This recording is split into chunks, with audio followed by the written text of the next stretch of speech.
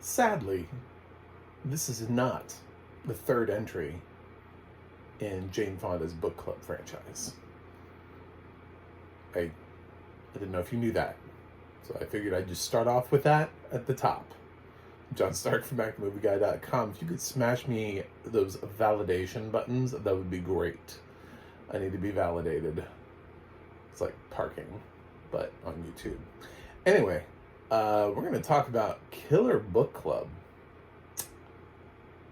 Yeah, it's on Netflix, and it has audio description done by Diffuse. I did not know Diffuse was a thing. I do now. They called it video description, too. I was like, is that audio description? I've never heard it called video description before. I don't know what else video description would be, but...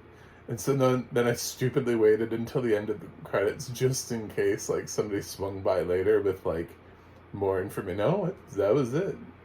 Last thing I heard was video description by Diffuse. I was like, all right. All right. Cool. This movie is... You know what? I like slasher movies. I do. I grew up in the Renaissance of Scream.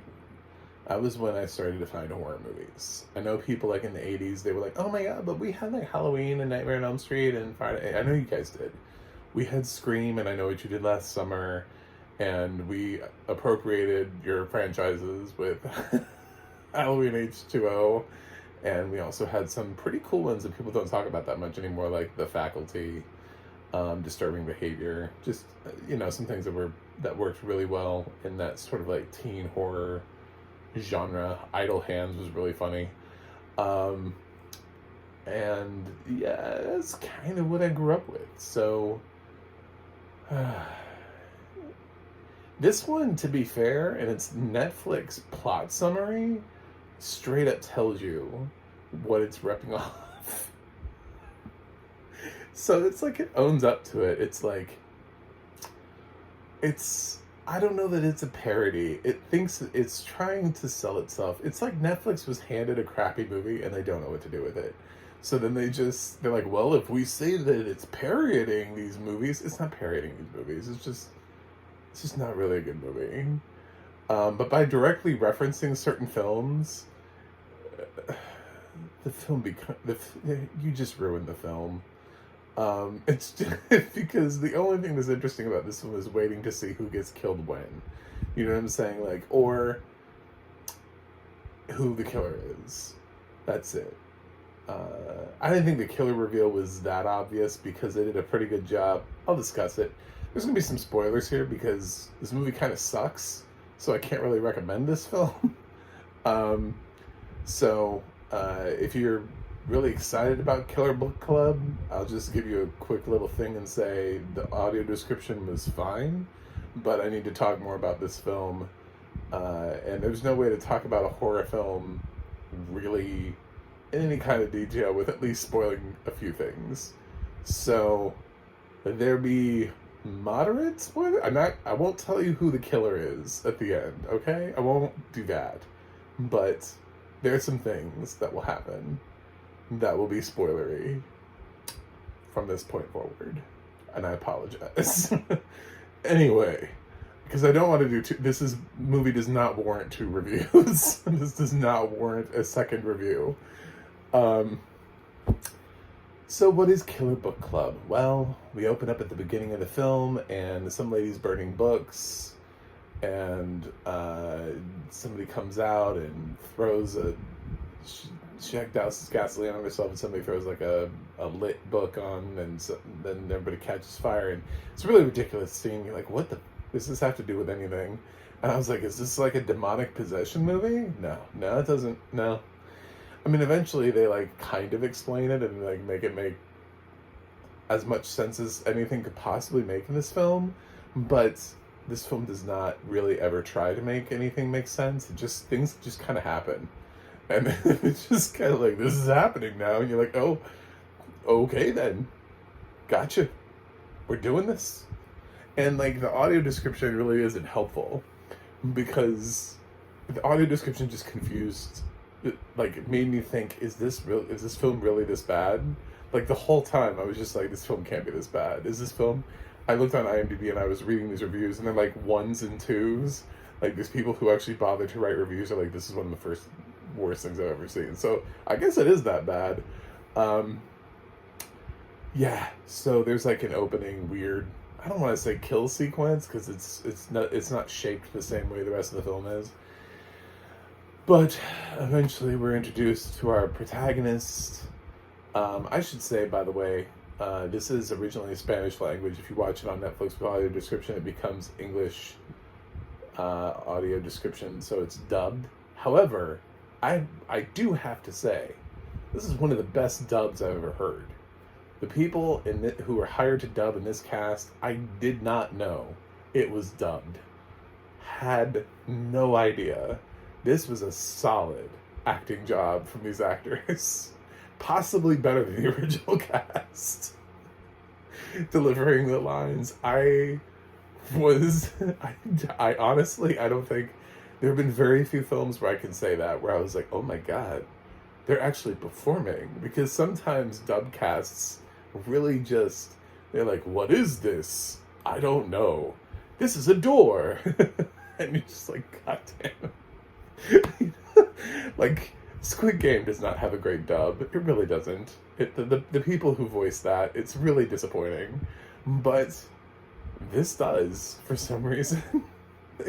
They found good actors for this. Our main girl, our Sydney of the film, I'm going to go with that.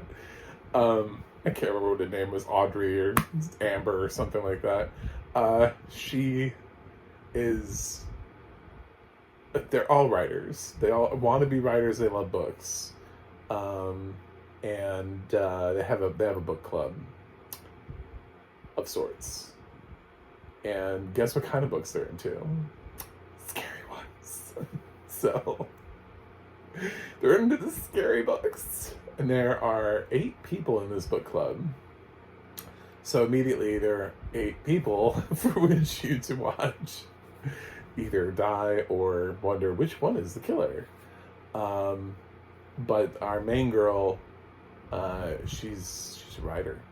She's serious. She takes her shit serious, and she goes to her professor one night to try to get some advice on her book, and he sexually assaults her, and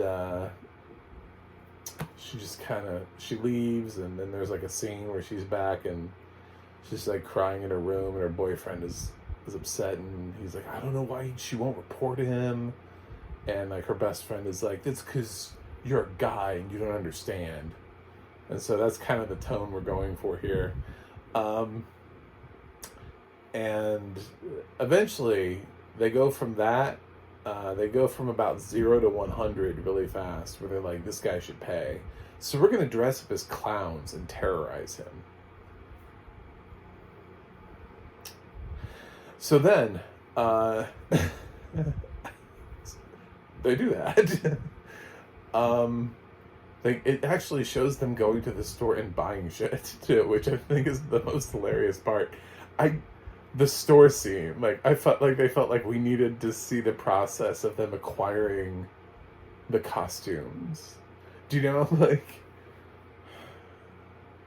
listen, I assume they went and acquired costumes. I don't assume that these 8 people happen to have each a clown costume at home.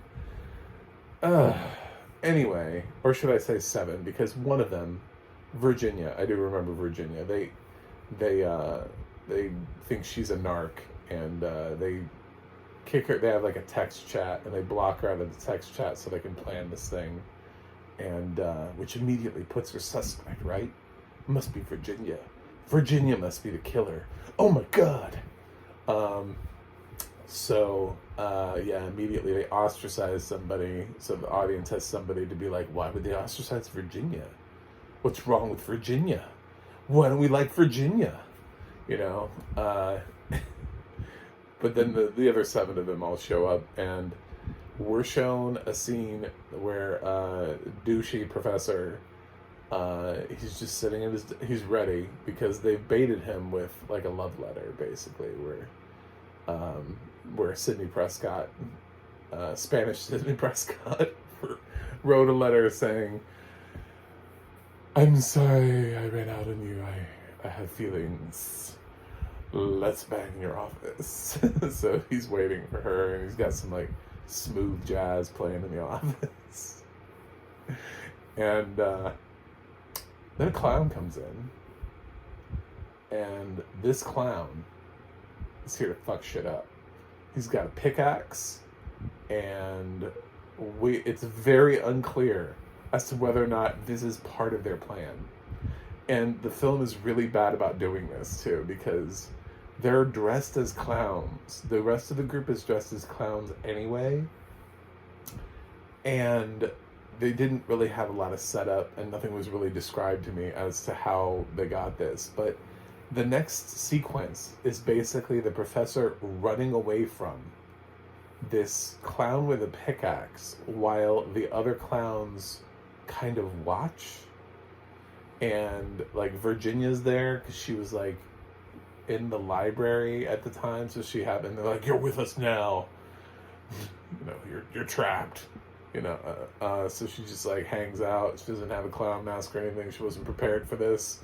And so there's this one clown that's chasing the professor with a pickaxe. And there's no dialogue about like, which one of us is that? I don't remember buying a pickaxe, you know, like nobody's like, who the fuck is that? You know, there's no shock in that. They're just kind of like passively like, oh, yeah, it's one of us, obviously, because who else would be here? And then the clown swings the pickaxe and hits the professor with the pickaxe. Shocking. I know. And then right after that, Sidney Prescott decides to push him over the edge where it lands on top of a statue and is impaled. So I'm kind of like, at this point, the clown with the pickaxe, and then like the friends come up and they're like, "What happened?" And she's like, "I don't know, he fell." And I'm like, what the fuck is happening in this movie? This film does stuff like that and it never explains it. This film will never go back to that moment and explain why or acknowledge that she pushed him over the edge. This film never does that. It just lets it go. And it is so ridiculous. And then, of course, so the rest of the kids come up and, like, it's very important there was a clown with a pickaxe because that's what the killer is in this film, right? The killer ends up being the clown with the pickaxe for the rest of the film. But somehow, with the 8 of them there, before any of them have been killed off, none of them seek to investigate who the fuck was just running and chasing around this guy with the pickaxe. They're not even, like, moderately concerned.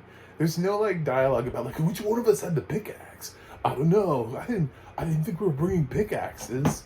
Who was that? I don't know. This is crazy. Was there somebody else here? Somebody else in on the plan? Like, no. They didn't. They just. It's almost like the guy vanishes.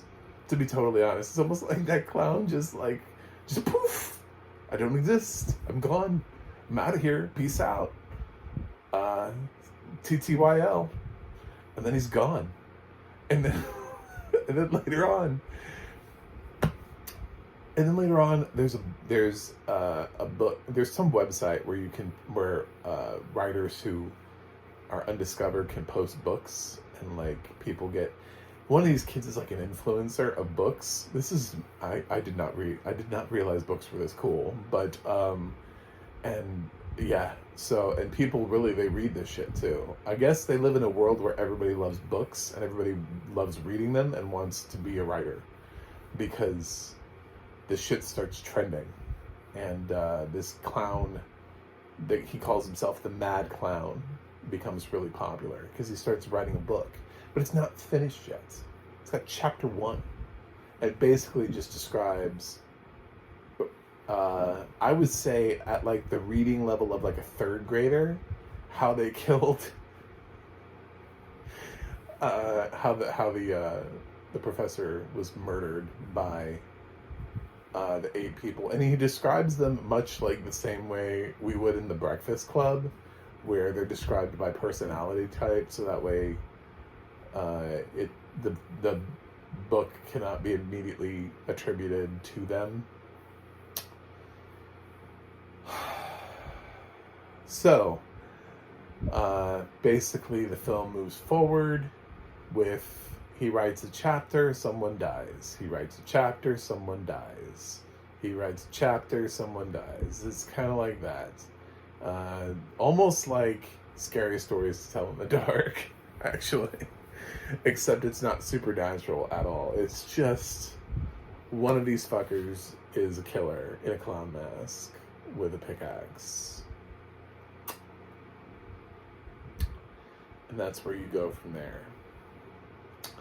And the film does a really poor job of answering any questions. Like, things just happen, and there are real things, real concerns that the characters bring up. The film is just like, I got nothing. You know what? You're watching a teen slasher movie on Netflix. If you have questions, why don't you just go fuck yourself? That's what the movie tells me. It just tells me that. It's like I heard it coming out of my speakers every time I had a question. It was like I was being slapped by Netflix for daring to have a question. There's a thing that happens in this film that they keep killing people, but then the bodies aren't there. And you keep hoping that, like, this is going to turn into some sort of, like, really macabre, I don't know, weird thing where all the bodies appear at the end, and, like, somebody walks into a place and it's like everybody who's been killed thus far just suddenly appears. That's not what happens. I don't even know what happened to some of these bodies. I don't know where they went. They do it, I think, to the effect of, like, we get to see the kill sequence, but then somebody's like, but did it really happen? Because there's no blood here, there's no body, you know? And that's a very valid question. Like, is the killer also a crime scene tech? Did they come in and, like, clean, like, scour the blood? Where's that scene? I want that. Is there a deleted scene where there's a clown scrubbing the blood out of the pavement so that way there's no trace of of the person he just smashed a pickaxe into? The deaths are violent.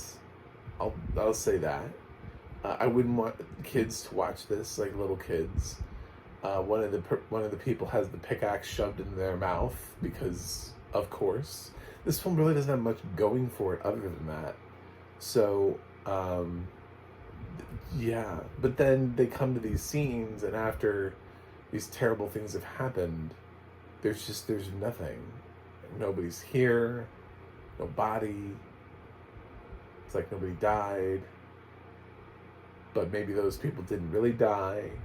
Maybe those people are the killer. I guess it's a spoiler, but like I said, this film really wants you to believe Victoria is the killer. So they have her be the first one, and then there's no body for her. So then it's like, well, maybe she's just out there. Maybe it's Victoria screwing with us. So that's like the theme. But then once you realize that you're not going to ever see a body, then you realize, oh no, never mind. That's not what happened. Either that, or else it's one of these things where everyone's the killer, and like there are like 7 of them are fucking with Sydney, Spanish Sydney. So, one of those things is happening. Like the whole thing is either fake, or I don't know, and it's the I don't know that is what happens. Yeah, it's just some of the things in this film just baffle me. They say things that don't make any sense. They pose questions that it's like, yeah, that would be great if we could answer that. Oh, no, we're not going to answer that. Okay. Gotcha. We're just going to move on from that.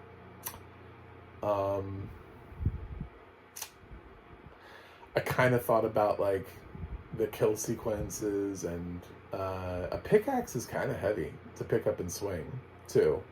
It's not really I mean, it looks cool as a weapon, but it's not really that easy.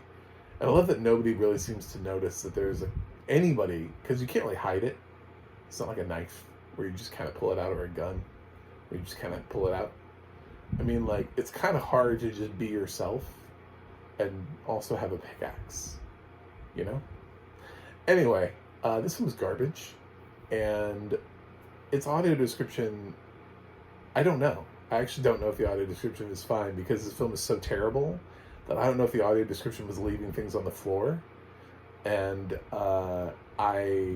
or if the audio description was honestly describing what happened in the film. Like, I still don't understand why the main girl pushes the guy over the edge of the statue, and she's not the killer. You know, she's the final girl, and and she doesn't acknowledge it. Did she push the guy over the edge? Did he fall? Did it happen as I was told? Because that is one of the most confounding things about this film, is that she did that, and then she like stands there in shock. She's like, I didn't do anything. Like, girl, what? Like, and then the film doesn't come back around to it and address the fact that, yes, you did. You pushed him over the edge. I have to say, this is a little bit of an extra spoiler. I won't say who the other person is. 2 people get impaled on that same damn fucking statue. That this movie thinks is so cool that it comes back around at the end and impales another person on that statue. I literally can't. I can't with this film.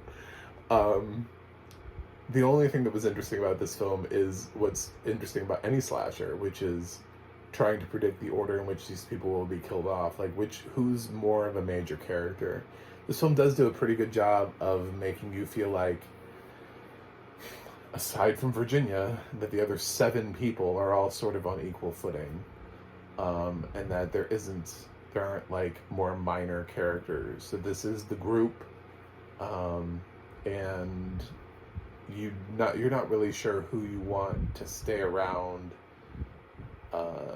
and I kind of wanted, you know, different things to happen, I guess, at some points, but we got what we got, you know?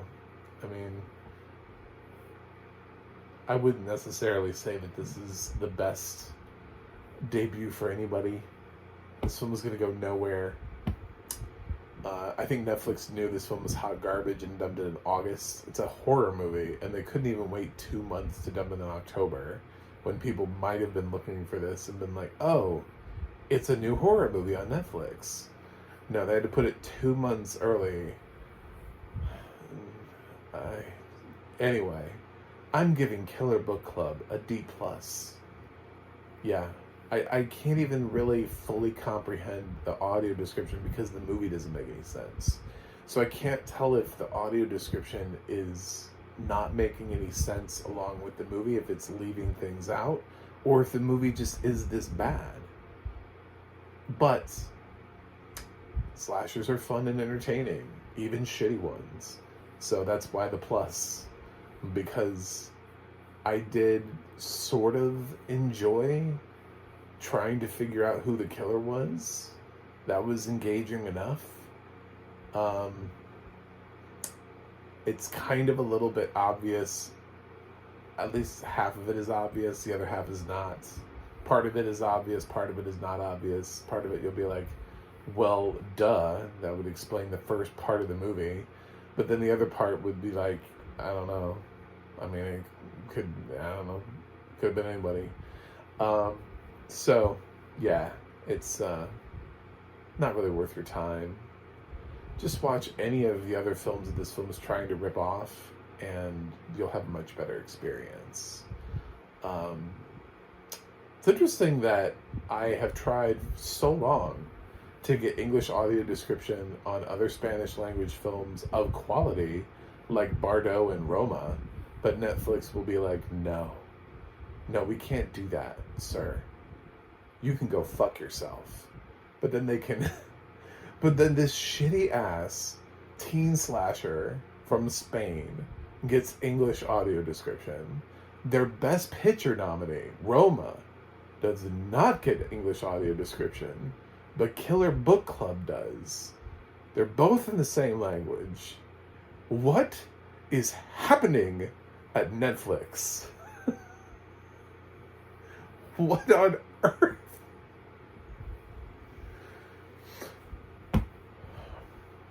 Anyway, thanks for watching and subscribing. I'm glad this movie's behind me, and I don't ever have to talk about it again. Unless they make a sequel, because goddamn, this movie ends on a way where it talks about, literally addresses the sequels. It thinks it's so woke on that. It's just like, welcome, we're going to talk about it. It's so meta for us to just be like, yeah, there might be a sequel. We're going to have our surviving characters in a seminar about sequels. It's like, God, please don't make a sequel to this film. Please. Please make a sequel. I have a website, MacTheMovieGuy.com. You can go to Twitter, Instagram, or Threads and follow me at MacTheMovieGuy. You can go to the audio description project, adp.acb.org, and find out what has audio description and where you can watch it. And you can go to the ADNA.org. That's the ADNA.org. It'll let you know. I don't know if diffuse is describing anything else. Watch diffuse be like, I don't know, like marshmallow or something. Like it's some person's like moniker, you know. It's not even a company. Anyway, thanks for watching this. My review, even if you think it's awkward, I promise you my review is better than this movie. Anyway, I'll watch something else and see you guys on the other side.